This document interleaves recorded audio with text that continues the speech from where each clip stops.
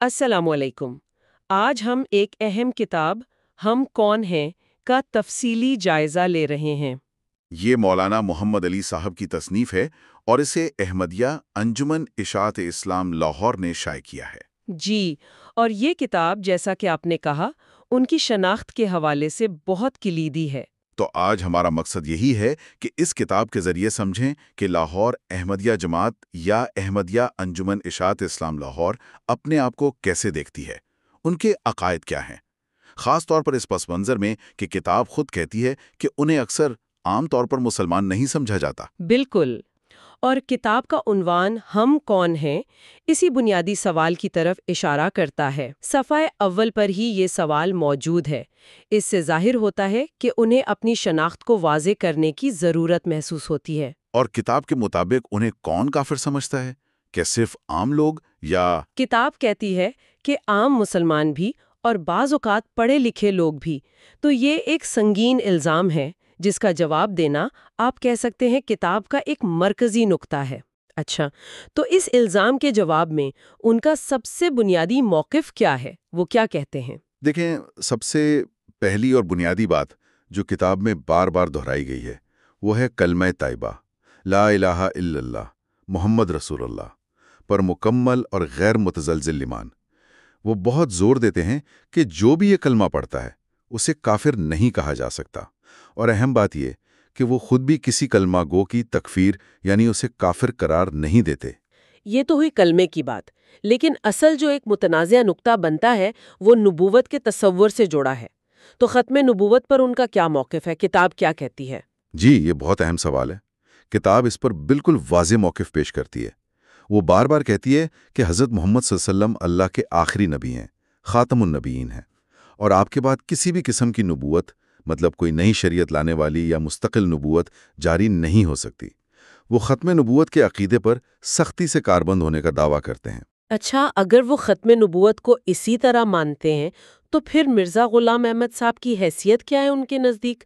کیونکہ سارا اختلاف تو وہیں سے شروع ہوتا ہے نا؟ بالکل، یہ بہت ہی کلیدی نقطہ ہے۔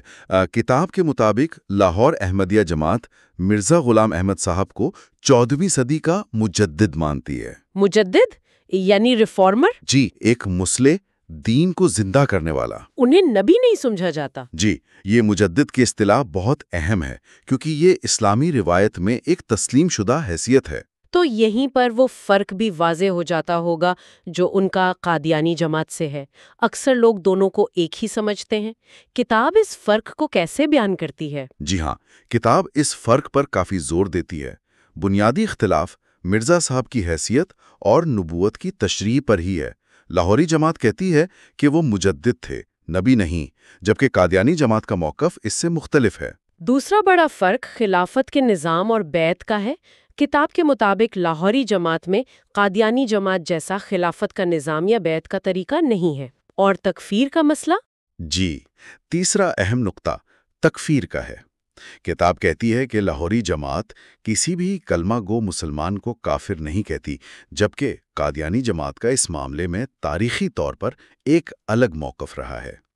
لیکن ایک اعتراض یہ بھی تو کیا جاتا ہے کہ مرزا صاحب کی اپنی تحریروں میں نبی اور رسول جیسے الفاظ ملتے ہیں، اس کی کیا وضاحت ہے کتاب میں؟ جی، کتاب اس پر بھی بات کرتی ہے۔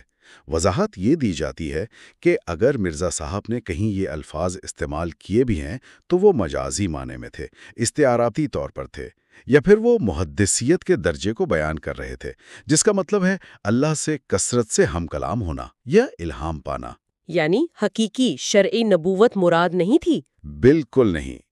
کتاب کے مطابق حقیقی نبوت، شریعت والی نبوت، حضرت محمد صلی اللہ علیہ وسلم پر ختم ہو چکی۔ یہ ایک باریک تشریح ہے جس پر وہ اپنی پوزیشن قائم کرتے ہیں۔ یہ تو عقائد کی باتیں ہو گئیں۔ کیا کتاب انجمن کے عملی کاموں، ان کے مقاصد پر بھی روشنی ڈالتی ہے؟ جی بالکل، نظریاتی پہلو کے ساتھ ساتھ کتاب عملی کاموں پر، خاص طور پر اسلام کی عالمی اشاعت پر بہت زور دیتی ہے۔ اس سلسلے میں وہ اپنی کچھ کامیابیاں بھی گنواتے ہیں، جیسے قرآن کریم کے مختلف یورپی زبانوں میں تراجم شائع کرنا، انگریزی، ڈچ، جرمن وغیرہ میں، اچھا۔ اور مختلف ممالک میں جیسے برلن، لندن، امریکہ میں اسلامی مشن قائم کرنا، مساجد بنانا۔ تعلیمی اداروں کا بھی ذکر ہے شاید۔ جی، لاہور میں مسلم ہائی اسکول جیسے تعلیمی ادارے قائم کرنا، اور پھر علمی کام جیسے صحیح بخاری کا ترجمہ اور شرح اور تفسیر قرآن، بیان القرآن وغیرہ کی اشاعت کا بھی ذکر ہے۔ اور ان سب سرگرمیوں کے پیچھے جو فلسفہ ہے اسے کتاب جہاد بالقرآن کہتی ہے۔ اس کا کیا مطلب ہے؟ جی، یہ تصور ان کے لیے اہم ہے۔ اس سے مراد ہے پرامن طریقے سے اسلام کا پیغام پھیلانا، یعنی علمی دلائل سے، لٹریچر سے، بحث و مباحثے سے۔ یہ تلوار کا نہیں بلکہ ایک قلم اور دلیل کا جہاد ہے۔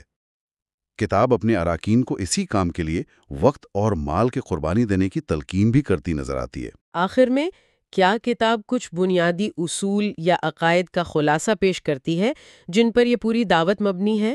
جی، کتاب کے آخر میں کچھ نکات ہیں جو ان کے عمومی مذہبی نقطہ نظر کو ظاہر کرتے ہیں۔